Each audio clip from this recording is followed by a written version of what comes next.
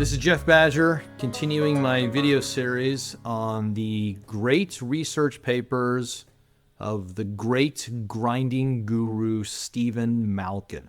Stephen Malkin was the professor of grinding, arguably the smartest grinder to ever exist.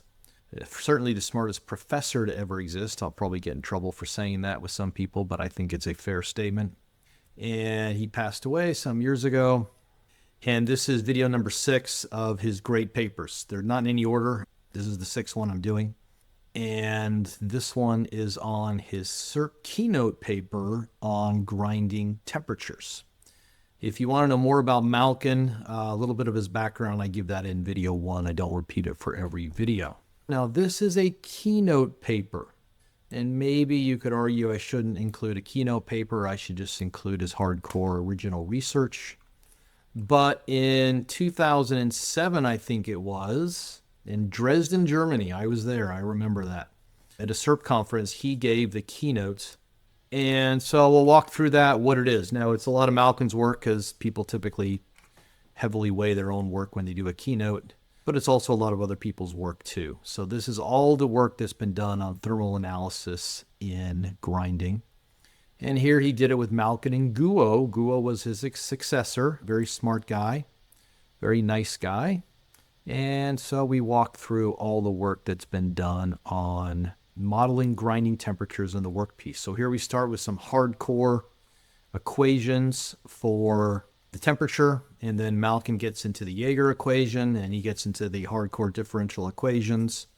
Here he's got his infinite heat source and twice the length. He's stuck with Jaeger's nomenclature. And then he talks about the limits and everything else. And then the partition of energy is a big one.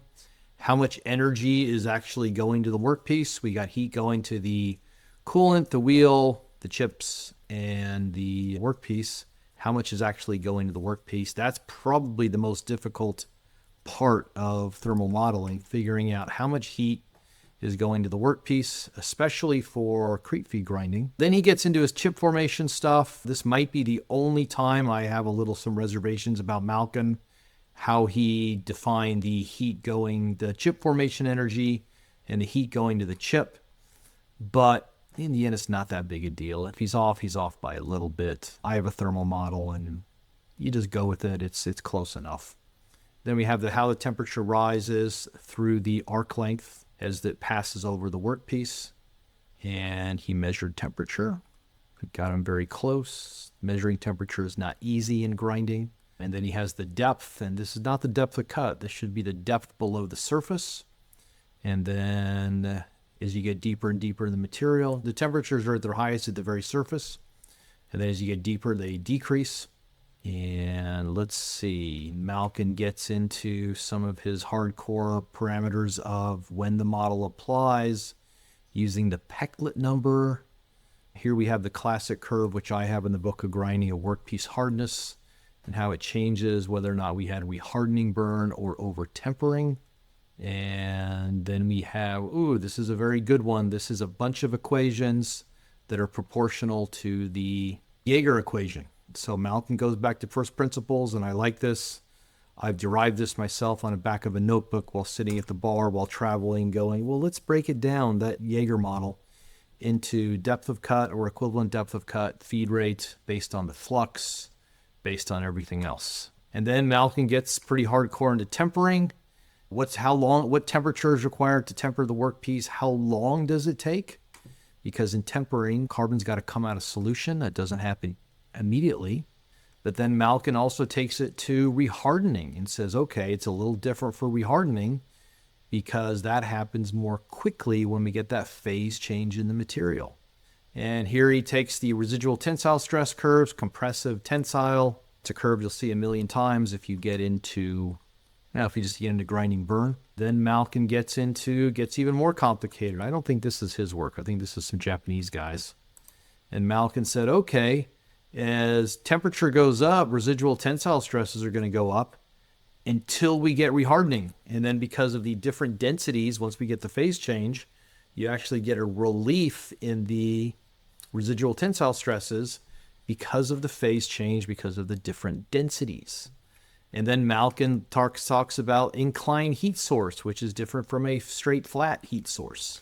Then he gets into burnouts. You don't see this very often, but this is something that happens more often in creep feed grinding, where the coolant, let's say water, boils, and then when it boils, it loses its cooling capacity because steam has a low thermal conductivity. And then here he starts getting into the Pecklet number, and when can we use the thermal model and when does it not work, under what ranges.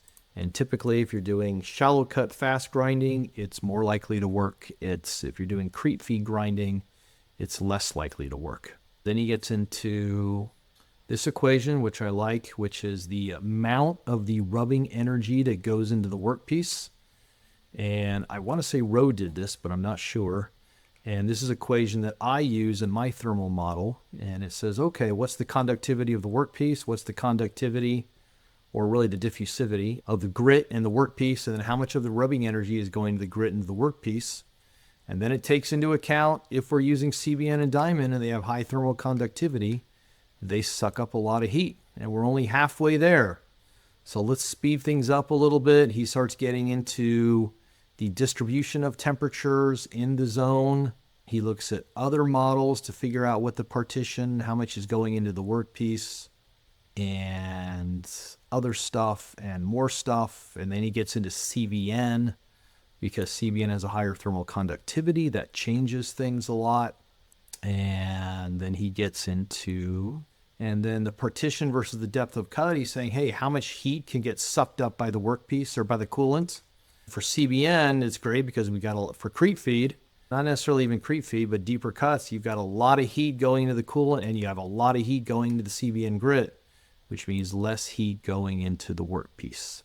Talks about electroplated wheels when power goes up until the wheel strips quickly, and other stuff of partition ratios. And here we go, triangular heat source, when it works, when it doesn't, depending on the Pecklet number and other things.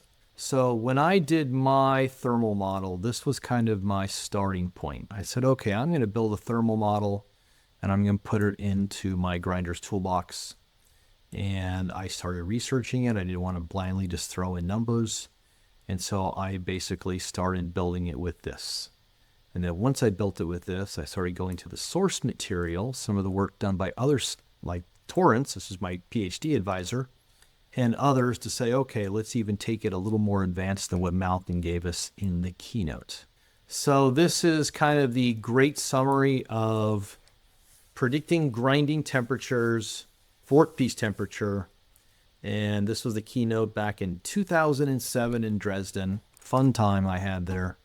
And this is one of the great grinding papers of Stephen Malkin.